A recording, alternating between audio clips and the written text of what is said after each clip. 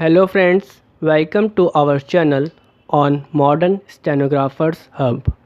Today I am going to dictate you a previous year steno dictation at a speed of 80 words per minute. So without wasting any time, let's start the dictation. Dictation will start in 5 seconds, so be ready for it. I am happy to be associated with this seminar.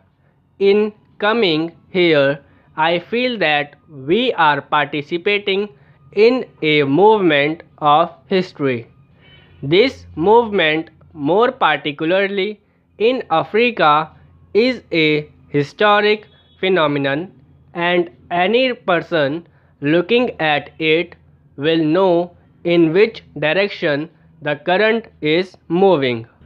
Unfortunately, some countries and some governments, notably the Portuguese government, have not realized this yet. Some other colonial powers realized it and accepted this direction to some extent and worked to that end, but often they were pulled back by various forces, vested interests, and their own habits of mind.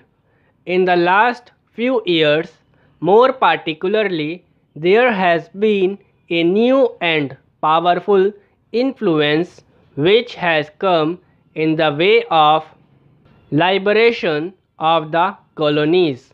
I mean the force of the Cold War. The whole world is involved indirectly in this Cold War. Africa is affected and the freedom movements are affected by the consequences of the Cold War, and this particularly applies to the Portuguese colonies. The big power which are deeply involved in the Cold War think in military terms and in terms of the possible effect of any step taken in a colony, as they do have in many places. So they judge these questions from the point of view of the effect in their broader policies related to the Cold War, because Portugal has become a part of military alliances like the NATO.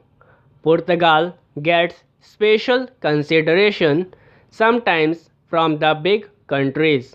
Lately, therefore, we have seen a conflict in the minds of big countries in the sense that while on the one side they encourage the liberation of the colonies, on the other side they put up obstructions in the way of this liberation.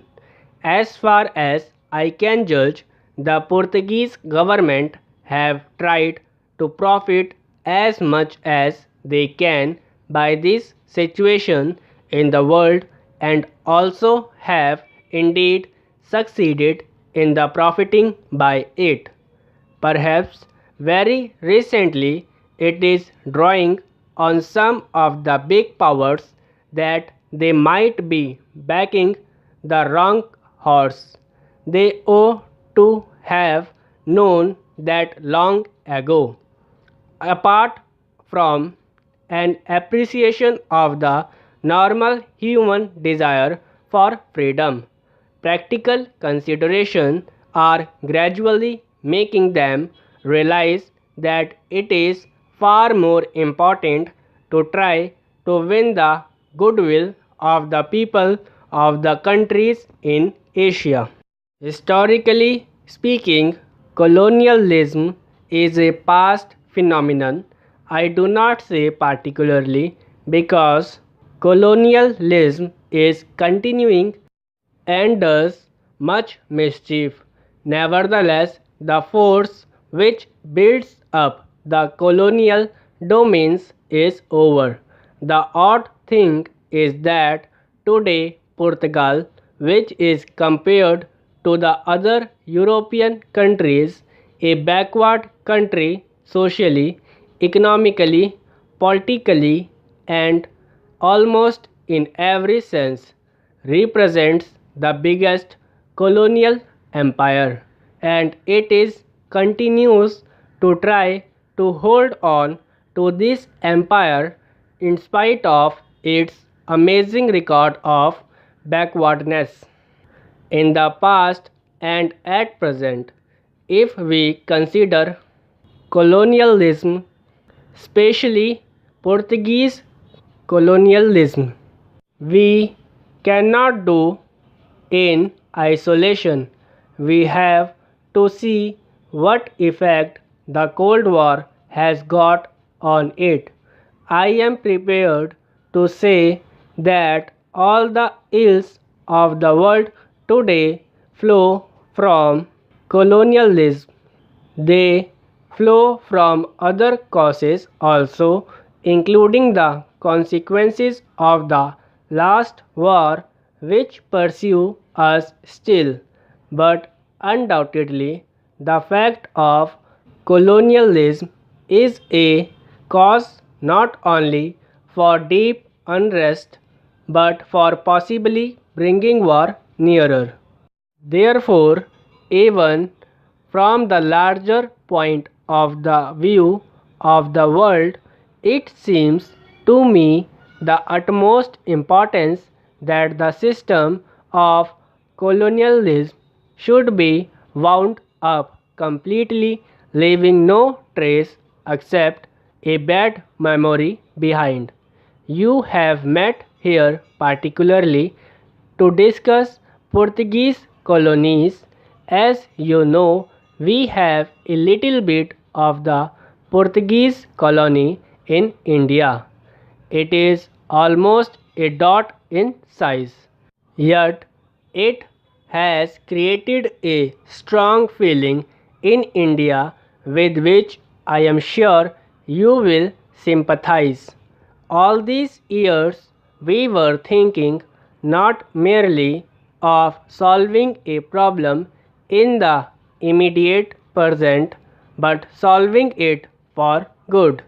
The virtue of Gandhiji's method was that it sought to solve a problem without leaving a trail of bitterness, ill will, and hatred behind it.